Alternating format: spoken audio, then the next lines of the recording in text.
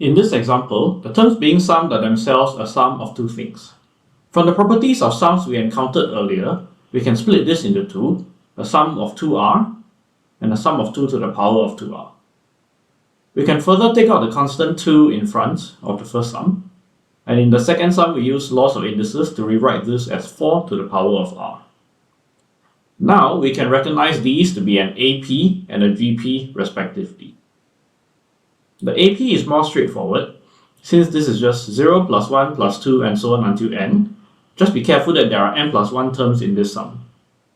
If we have trouble recognizing the GP, there is no harm in writing out the sum in long form, after which we can use our formula for sum of terms of GP to get a final answer. Moving on to part B, we realize that the terms being summed remain the same, just that the lower limit is now n and the upper limit is 2n. However, these will still be an AP and GP with the same common difference and common ratio respectively.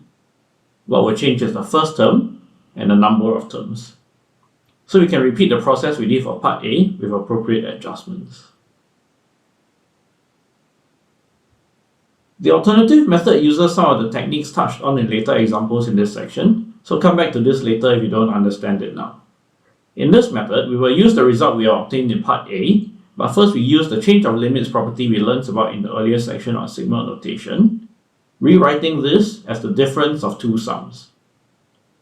While the change of limits property usually uses 1 as the new lower limit, we can use 0 as well, which we do in order to match the sum in part A in this case.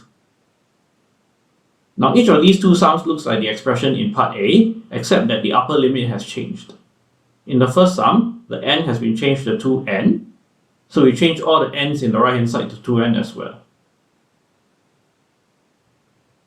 In the second sum, the n has been changed to n minus 1. Then the rest is algebra.